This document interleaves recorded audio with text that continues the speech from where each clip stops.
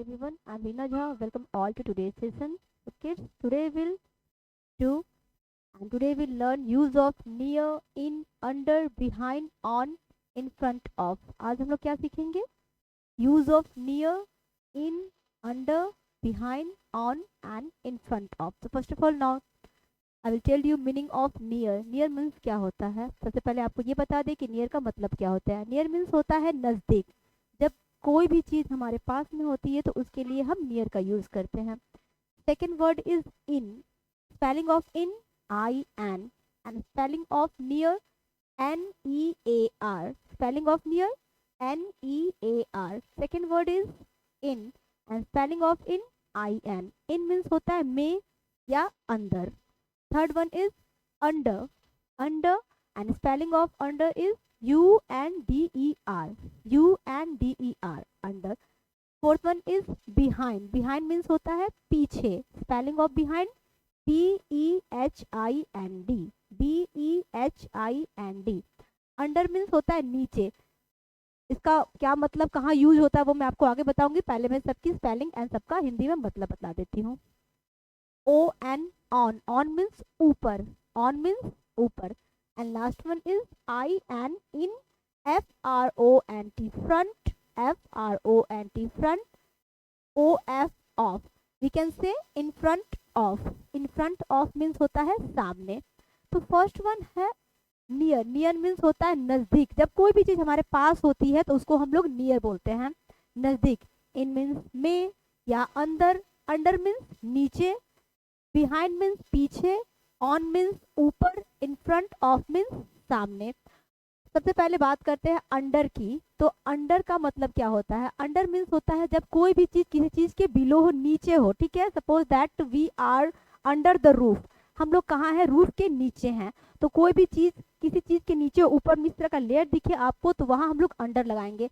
अगर कोई पेड़ है, पेड़ के नीचे अगर कोई गाय या कोई भी एनिमल है तो we can say the cow is under the plant, under the tree. ठीक है.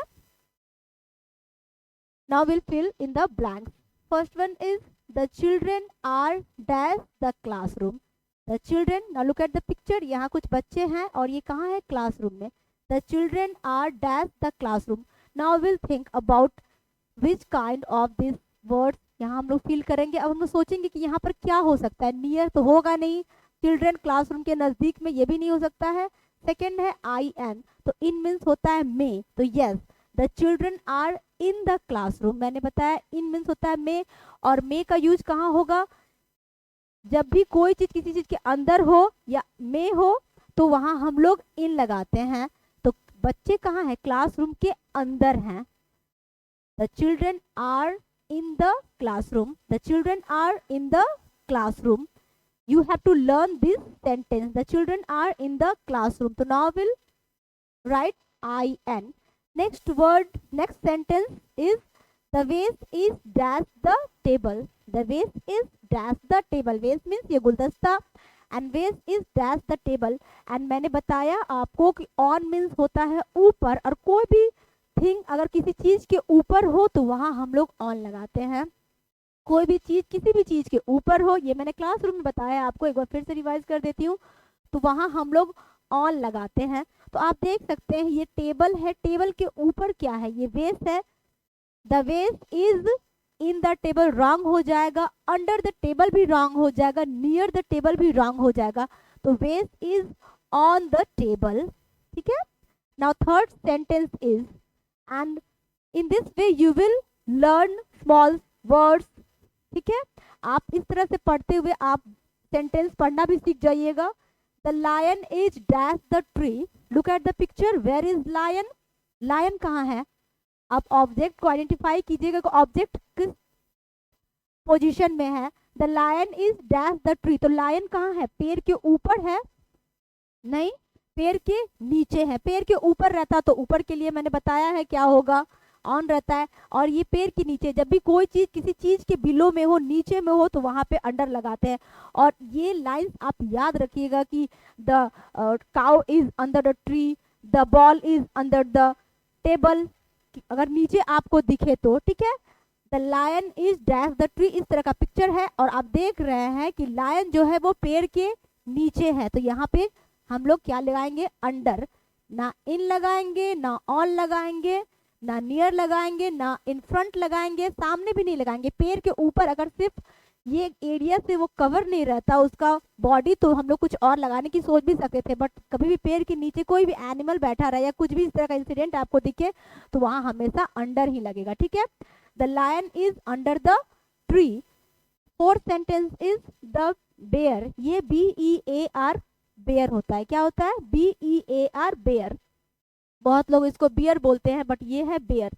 The bear is dash its den. The bear is dash its den. तो अब देखिए बेयर जो है वो अपने गुफा के सामने है, गुफा के अंदर भी नहीं है और गुफा के ऊपर भी नहीं है। Bear is dash its den. तो बेयर कहाँ पर है, गुफा के सामने में है। और मैंने बताया कि सामने के लिए हम लोग इन फ्रंट ऑफ का यूज करते हैं।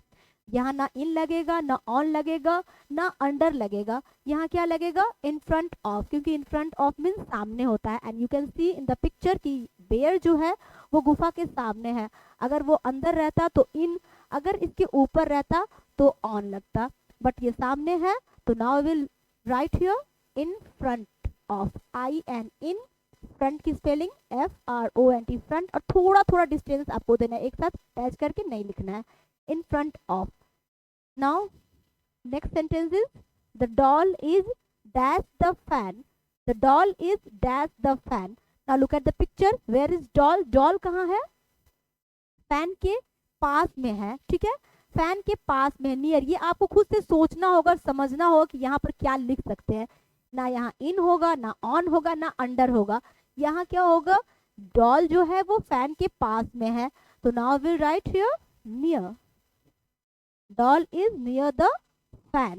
Doll is near the fan. Near की spelling NEAR, near. Last one is the cat is dash the rat. Now look at the picture. ये picture आप देखिए और identify कीजिए, समझने की कोशिश कीजिए कि इसमें क्या कह रहा है। The cat is dash the rat. तो cat कहाँ है, यहाँ, और rat है आगे। तो behind means क्या होता है, पीछे। behind means पीछे। तो cat जो है आप देख सकते हैं rat के पीछे है, कैट जो है वो रैट के पीछे है। The things that back of something, कोई भी चीज किसी चीज के पीछे होती है तो वहां बिहाइंड का यूज होता है। तो the cat is behind the rat. I am repeating again, the cat is behind the rat. The cat is behind the rat. Cat जो है वो रैट के पीछे है।